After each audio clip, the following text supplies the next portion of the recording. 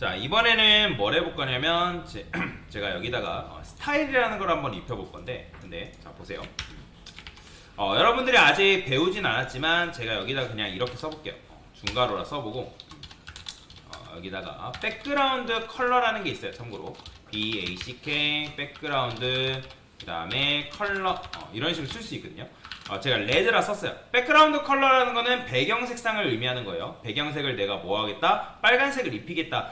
참고로 얘도 자동 완성 기능이 있기 때문에 여러분들이 BACK만 써도 이런 식으로 나와요. 근데 이걸 로그인하지 않고 여러분들 작성하게 되면, 그러니까 코드펜 로그인하지 않으면 제가 BA 이렇게 썼을 때 이런 식으로 안 나옵니다. 그런 분들은 그냥 BA 쓰고 컨트롤 스페이스 쓰면 나오긴 하지만 웬만하면 로그인 하세요. 그래서 자동 완성 기능이 있기 때문에 얘를 최대한 잘 활용하시면 되는데, 그것도 코드가 어쨌든 코드 작성하는 게 빨라야겠죠. 그리고 단어를 어느 정도 알고 계시면 굉장히 좋습니다. 자, 근데 자 보세요. 자, 지금 중요한 건 이게 아니라 백그라운드 컬러 레드를 줬어요. 배경 색상을 내가 빨간색을 입히겠다라는 걸 지금 이제 컴퓨터한테 명령을 했는데, 자, 우측에서 지금 렌더링 요런 걸 이제 이렇게 코드를 작성했을 때 우측 화면에 나오는 걸 뭐라고 하냐면 렌더링이라고 합니다. 자, 근데 렌더링된 화면에 지금 빨간색이 뭐 나온 게 있나요? 없죠? 뭔가 빨간색 표시라도 된 게 있나요? 없어요.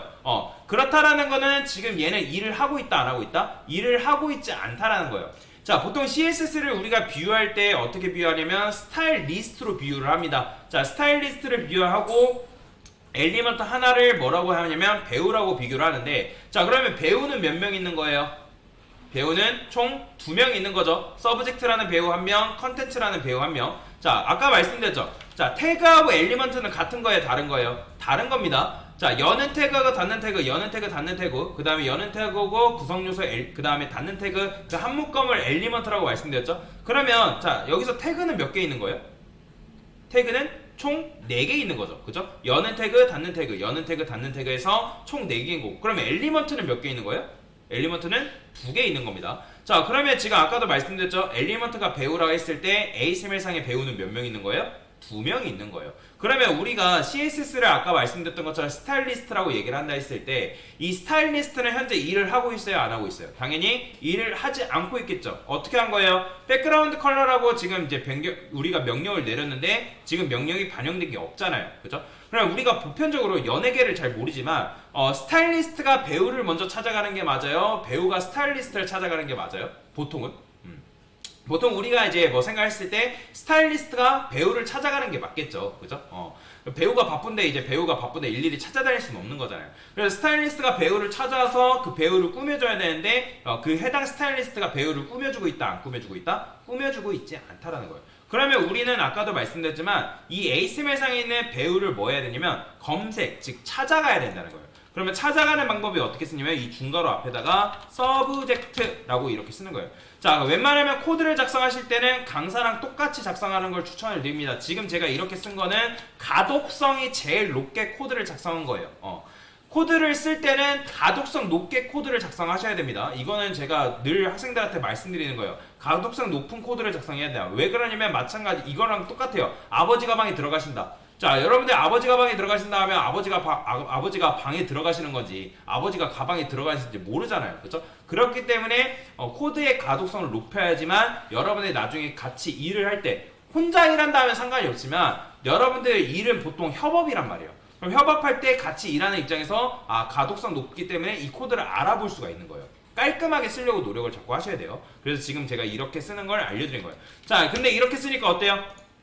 자, 보이시나요? 지금 자기소개를 해볼게요 라고 감싸고 있는 이 내용물이 어떻게 됐어요?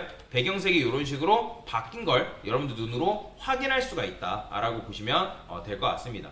자, 그래서 이런 식으로 여러분들이 서브젝트라는 걸 검색을 해가지고 내가 이 서브젝트라는 엘리먼트한테 뭐 할 수 있다? 배경색을 입힐 수가 있다. 자, 그래서 이거를 풀로 쓰게 되면 어떻게 보통 쓰냐면 내가 스타일을 입히고 싶어하는 대상을 먼저 검색합니다. 그 다음 띄어쓰기 한 다음에 중괄호 쓰고 엔터 이런 식으로 쓰는 편이에요. 다시 서브젝트 검색 중괄호 엔터. 그 다음에 내가 찾아가고 나서 그 녀석한테 어떤 스타일을 입힐 건지를 이런 식으로 속성을 적게 된다.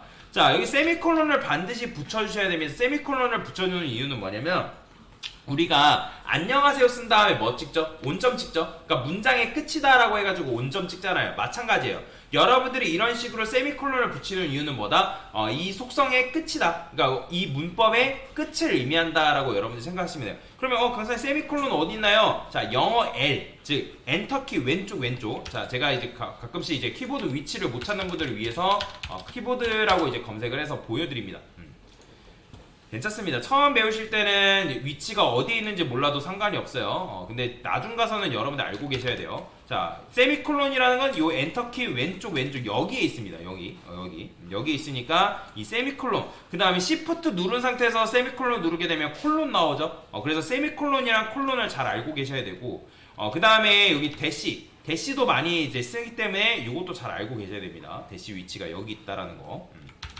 자, 여튼 이 키보드 위치를 잘 알고 계시면 좋아요.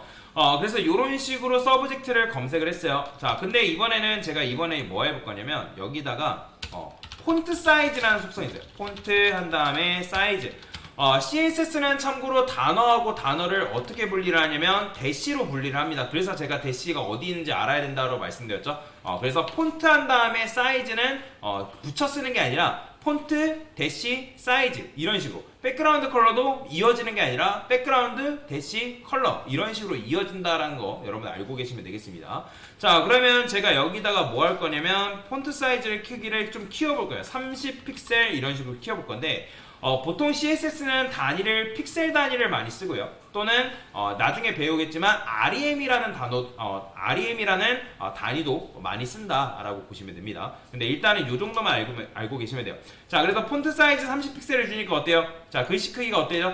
아까는 여기 오른쪽에 있는 이 글씨 크기였지만 이런 식으로 글씨 크기가 커진 걸 여러분들 눈으로 확인할 수가 있다라고 보시면 됩니다.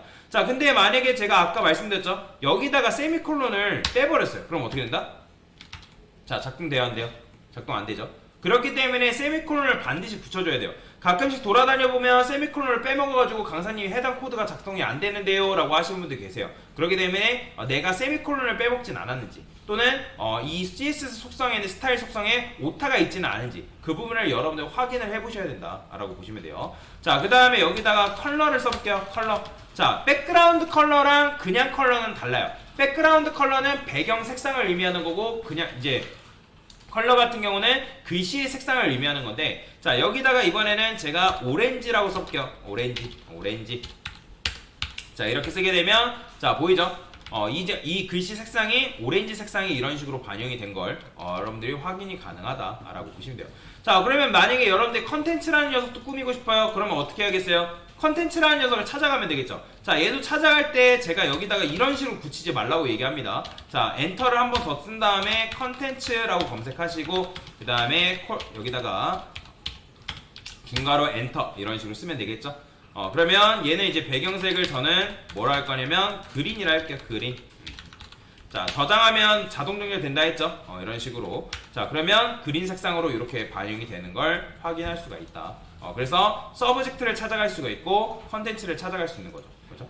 그래서 이런 식으로 여러분들이 CSS를 이용해서 디자인을 입힐 수 있다라는 거 알고 계시면 되겠습니다.